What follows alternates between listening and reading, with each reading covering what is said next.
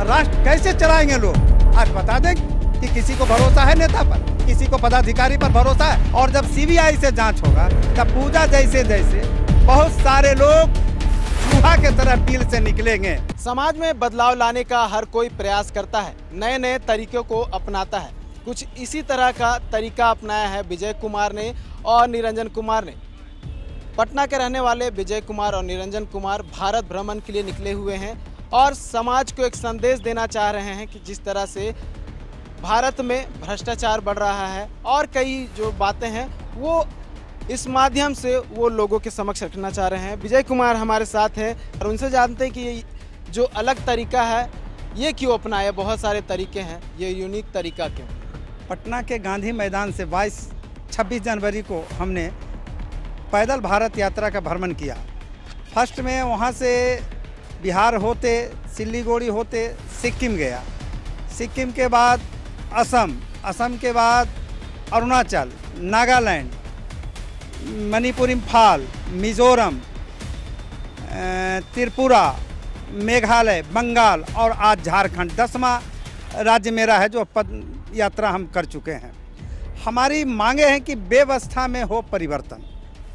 पंचायत से लेके पार्लियामेंट तक 80% युवाओं की राजनीति में भागीदारी हो।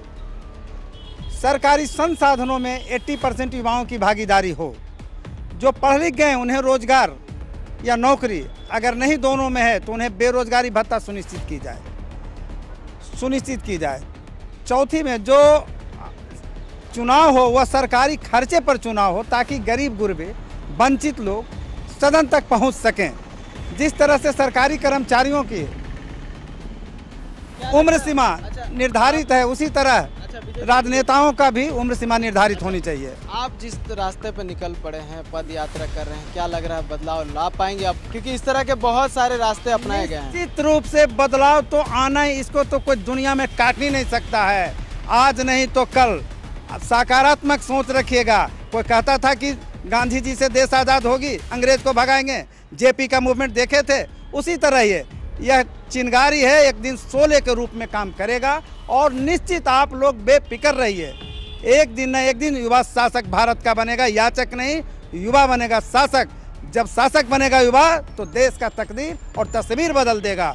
और जो हमारे ढलते उम्र वाले जिस तरह से 75 वर्षों से राजनीति में और सत्ता में काबिज किए हुए हैं, यह दुर्भाग्य की बात है देश के लिए। आपके माध्यम से यह कहना चाहते हैं कि तमाम देश के नागरिक एक बार युवा को मौका दें तो फिर भारत क्या होगा, यह सोच और समझ से बहुत अग्रणी होगा। आपका उम्र क्या है अभी? हमारा 67 है। आपके साथ कोई युवा का होना चाहिए तो ज़्यादा अच्छा रहता। युवा है मेरे साथ, और लोग युवा देखे अभी कितने लोग थे मेरे साथ पद यात्रा में। बहुत सा जहाँ भी गए, जिस प्रदेश में हमने गए, युवाओं की भीड़ थी। काफ़ी लोग प्रसन्न हैं और कहें कि ऐसा युवाओं के लिए मौका आया है कि हम लोग आगे बढ़ के अग्रणी भूमिका निभाएंगे। हम तो युवाओं को में जागृति लाने चले। और नेता सब क्या हैं कि वो लोग सुनाते हैं, हम सुनने आए पूरे देश को। जब देश को जानेंगे, समझेंगे, परखेंगे, तब ने कहीं सवाल रखेंगे। अभी पूजा सिंघल का केस हमारे यहाँ चल रहा है, राजधानी में आईएएस हैं जी। उन पर आरोप लग रहा है कि उन्होंने मनी लॉन्ड्रिंग की, मतलब आय से अधिक संपत्ति है उनके पास। कुछ मामला जानकारी में है आपके? पूर्ण जानकारी है। कहने का तात्पर्य यह है मेरा कि जो पूजा सिंघल हैं, यह जो भी किए हैं ये तो कहेंगे निर्दोष हैं। ऐसे कई बार होता है, कई आईएएस पदाधिकारी आईपीएस फंसते हैं, नेता भी फंसते हैं। इनको हम मांग करेंगे कि इनको सीबीआई से जांच करवाया जाओ। और जब सीबीआई से जांच होगा तब पूजा जैसे जैसे बहुत सारे लोग चूहा के तरह बिल से निकलेंगे। और इसमें नेताओं का और ब्यूरोक्रेट का चोली दामन का रिश्ता है। इसलिए दोनों दोषी उतना ही है जितना पूजा है, उतना ही हमारे नेतागण भी हैं। इसलिए हम प्रधानमंत्री से अपील करना चाहेंगे, यह झारखंड की बात नहीं, बिहार में भी बीपीएससी का एग्जाम जो हुआ उसमें घोटाला, उसमें साफ है कि आईएएस आईपीएस का मिली भगत से एक रूम में किस तरह का। तो यह जो देश में यह चल रहा है, यह देश को खोखला और विश्वास और आगे आने वाले दिन में क्या होगा, हम यह चाहते हैं कि जिस तरह से जेल गई या जेल लोग गए, मुस्कुराते हुए हंसते हुए निकल जाएंगी 2-4-10 दिन के बाद। इसलिए कि सब कुछ तो इन्हीं के पास है। बेल देना, जेल देना न्यायालय की बात है, तो हम न्यायालय पर कुछ नहीं बोलेंगे, कोर्ट की अवमानना हो जाएगी। ऐसे लोगों को फांसी नहीं, ऐसी सजा देनी चाहिए कि कोई भ्रष्ट पदाधिकारी जुर्रत नहीं करे कि ऐसा अवैध काम करें। और ऐसे ऐसे पूरे देश में, प्रदेश में सभी जगह लुटेरों की जमायत है।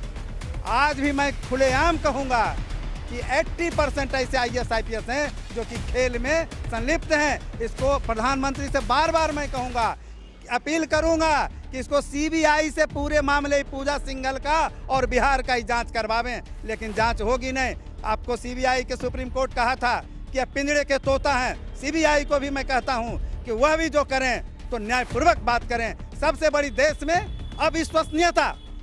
अविश्वसनीयता पैदा हो गई है। न नेता पर विश्वास है, न अभिनेता पर विश्वास है, न हमारे ब्यूरोक्रेट पर विश्वास है। कैसे चलेगा देश जब विश्वसनीयता ही नहीं? तो देश राष्ट्र कैसे चलाएंगे लोग? आज बता दें कि किसी को भरोसा है नेता पर, किसी को पदाधिकारी पर भरोसा है? जहां हम केस करने जाएंगे उनसे बड़े बड़े लोग उन्हीं को चाप देंगे, दबा देंगे। कहां जाएंगे? कहां जनता के है क्या पावर?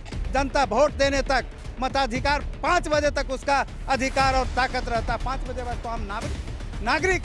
इसलिए आप लोगों से भी कहेंगे, मीडिया वालों से मैं चिल्लाऊंगा, पहाड़ से पूरे आवाज नहीं जाएगी, लेकिन आप न्यूज रूम से चिल्लाएंगे तो पूरे हिंदुस्तान विश्व सुनेगा। ये थे विजय कुमार, जो अपने पद यात्रा के माध्यम से युवाओं के बीच एक संदेश देना चाह रहे हैं कि वो अपना भूमिका जो है वो राजनीति में दे, ताकि आने वाले जो समय है देश का अच्छा हो और देश का विकास हो सके। समाचार प्लस के लिए कैमरा पर्सन प्रशांत मित्रा के साथ नीरज कुमार, रांची।